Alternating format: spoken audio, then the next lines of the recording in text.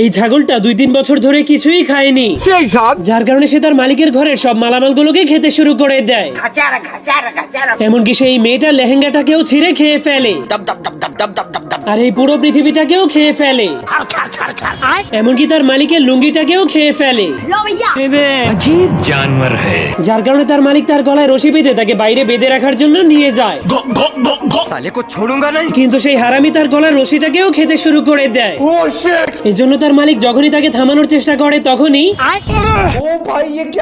যার কারণে সে অনেক রেগে তাকে একটা লোহার টাওয়ারের সঙ্গে বেঁধে দেয়। কিন্তু যখনই সে ঘরে চলে যেতে শুরু করে তখনই সে পিছনে তাকালেই দেখতে পায় সেই হারামি পুরো টাওয়ারটাকেই খেয়ে ফেলেছে।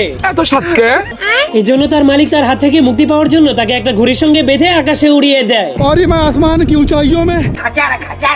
কিন্তু শয়তান ছাগলটা ঘুড়ির সুতোগুলোকে খেতে খেতে আবারও ফিরে আসে।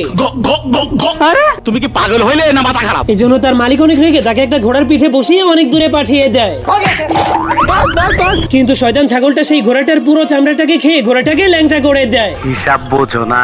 এই জন্য ঘোড়াটা অনেক রেগে ছাগলটাকে তার উপরে বসিয়ে দেয়। কিন্তু শয়তান ছাগলটা তার মালিককেও ল্যাংটা করে দেয়। এই ছাগলটা 2-3 বছর ধরে কিছুই খায়নি, যার কারণে সে তার মালিকের ঘরের সব মালামালগুলোকে খেতে শুরু করে দেয়। এমনকি সেই মেয়েটার লেহেঙ্গাটাকেও ছিঁড়ে খেয়ে ফেলে, আর এই পুরো পৃথিবীটাকেও খেয়ে ফেলে, এমনকি তার মালিকের লুঙ্গিটাকেও খেয়ে ফেলে। अजीब जानवर है। যার কারণে তার মালিক তার গলায় রশি বেঁধে তাকে বাইরে বেঁধে রাখার জন্য নিয়ে যায়। साले को छोड़ूंगा नहीं। কিন্তু সেই হারামি তার গলার রশিটাকেও খেতে শুরু করে দেয়। এই জন্য তার মালিক যখনই তাকে থামানোর চেষ্টা করে তখনই যার কারণে সে অনেক রেগে তাকে একটা লোহার টাওয়ারের সঙ্গে বেঁধে দেয়। কিন্তু যখনই সে ঘরে চলে যেতে শুরু করে তখনই সে পিছনে তাকালেই দেখতে পায় সেই হারামি পুরো টাওয়ারটাকেই খেয়ে ফেলেছে। এই জন্য তার মালিক তার হাত থেকে মুক্তি পাওয়ার জন্য তাকে একটা ঘুড়ির সঙ্গে বেঁধে আকাশে উড়িয়ে দেয়। কিন্তু শয়তান ছাগলটা ঘুড়ির সুতোগুলোকে খেতে খেতে আবারও ফিরে আসে।